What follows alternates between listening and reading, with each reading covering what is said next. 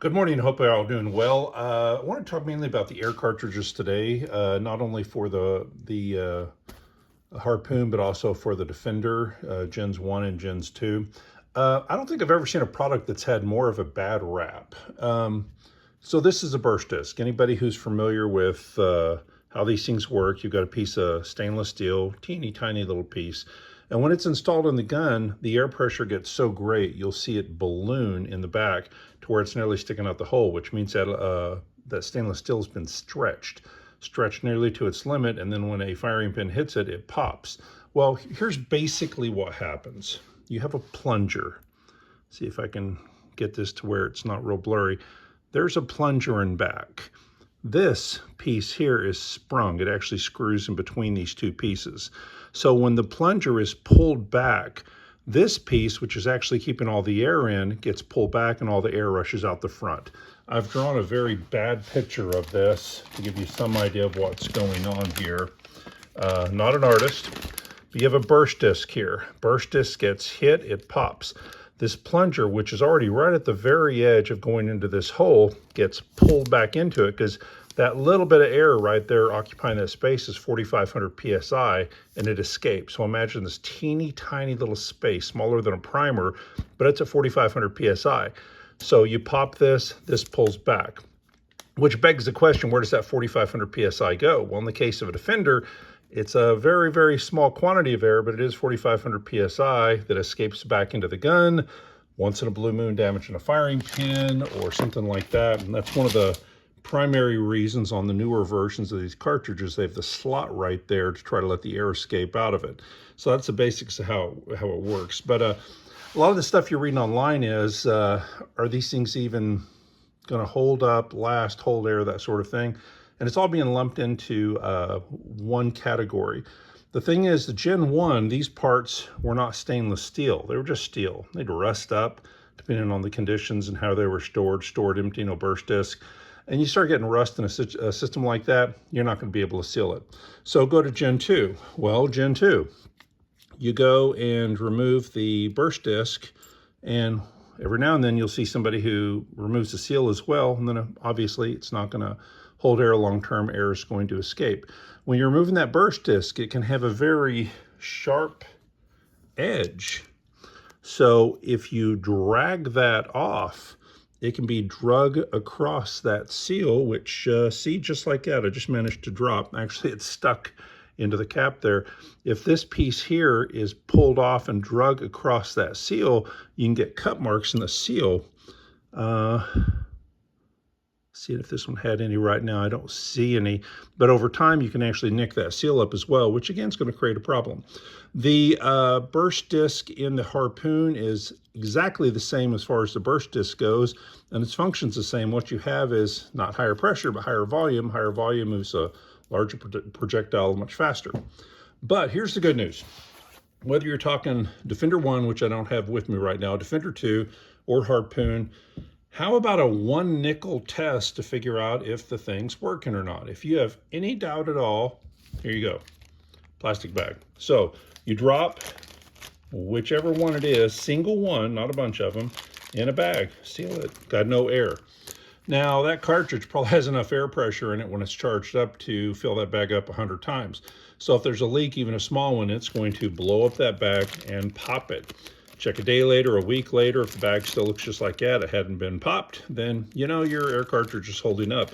So it's a really, really simple way to check the air cartridges. As far as the air cartridges go, pressure is important too. Imagine a balloon only blowing up about half.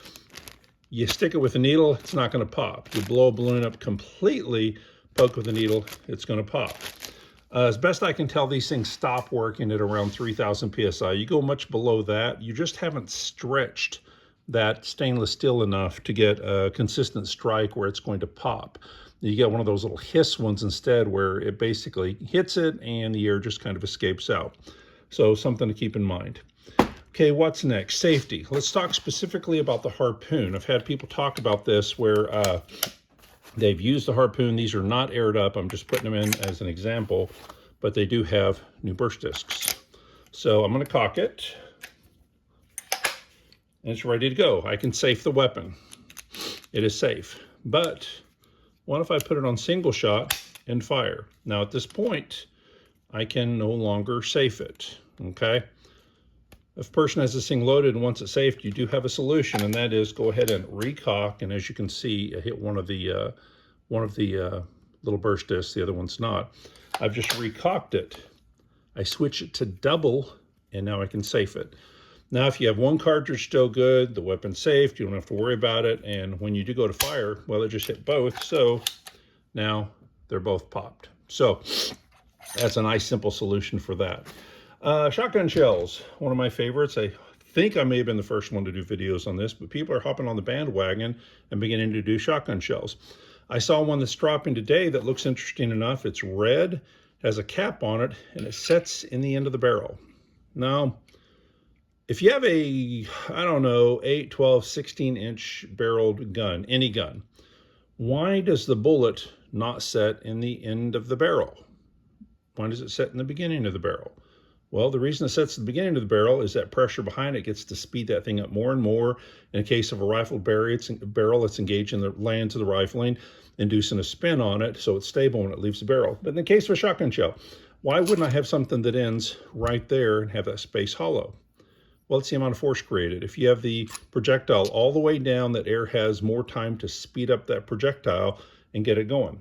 Okay, one more thing. Do you want that flat, whatever projectile that is, or do you want to have a cup of some sort where that air can catch it, shove it out against the edge of the barrel, and really start speeding that thing up as it leaves the barrel? I kind of think that something with a cup makes good sense, and I think having it at the end of the barrel doesn't make a lot of sense. I think what makes sense is to have this thing put down in the barrel. Now, these things have a little bitty ridge right there. It has to be front loaded. Well, that's an issue too, and I've heard people talk about it going, well, I don't want to put my hand in front of the gun to load this thing. You know, I'm not even going to screw these in all the way. I'm just going to screw them in a bit just so that you can see what I'm doing. Well, what the heck, my ADD kicking in. Okay, so barrels are in. And keep in mind, they got a wrench point there. The first step anytime you're putting the sleeves in is to give them a little snug. Make sure those are totally bottomed out before you go to start adjusting barrels into it.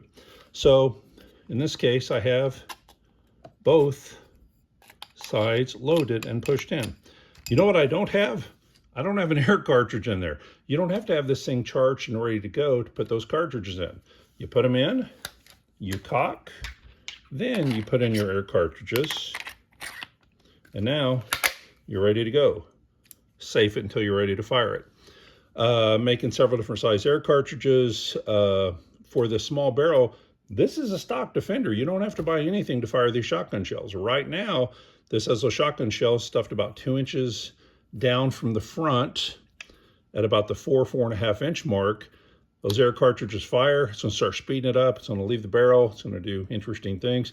If you saw my first video on this 2-3 weeks ago, you saw number 4 buck tear through 12 inches of ballistic gelatin in this exact same setup. So it works very well. So again, as far as safety goes, I feel perfectly fine having this in the gun, having the safety on with these things charged. If you're in doubt and you want to pull the air cartridges, the one thing I would say is, if I have this charged air cartridge and I have this adapter in, and I have a pellet stuck down in here and I want to have a drawer full of these, I wouldn't do that.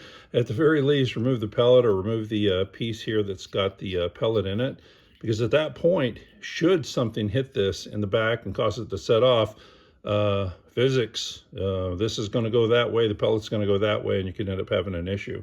So just keep that in mind. If you don't want to store them outside the gun, I wouldn't store them with a pellet in it. That's some of the very basics. I'm actually going to do probably 3 or 4 videos today concerning the Harpoon, but I wanted to get some of the stuff involving the burst discs and the very basics of how these things work out of the way first.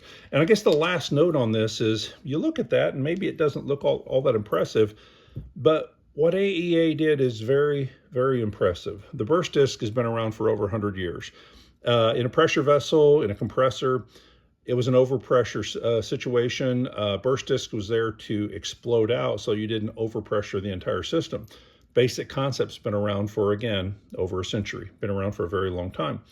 But to take this and put it in this plunger system, there was sort of a British version a few decades ago that seemed to work pretty good. But they pulled this out of the mothballs, if nothing else, and built a product. And for all the people who have bad things to say about Defender 1, again, this was a huge leap forward. And then again, Defender 2 was even more of a leap forward because they had the good sense to switch everything over to stainless steel to get rid of some of those issues. From my point of view, on Defender 2 and on the Harpoon, issues of leaking is probably on the person. It's going to be that seal inside has been nicked, the seal's missing, there's dirt, the stainless steel pieces here might have the factory grease rubbed off because there was a very, very light film of factory grease. It wasn't centered when it was put in, which is kind of a big deal on the Harpoon. Mentioning that, let me go ahead and pull one of these out real quick. This thing is popped, so I don't have another one right at hand, so I'll just use a popped one. So if you see what I've done there, I've dropped it down into that recess that already exists. So I already have a recess there, and I put it in the recess. The easiest way for me to center that on this is to just stand it upright, just like that, and screw it in. That way I know it's in the recess, I know it's perfectly centered, and it'll be perfectly centered every single time. I think that's about all I got to say about air cartridges. If you have questions, I would love to answer them. I'm not an expert by any sense of the imagination, but I'd be happy to help if I can. And again, this is the first of several Harpoon videos today. Anyway, hope you all have a good day. Take care.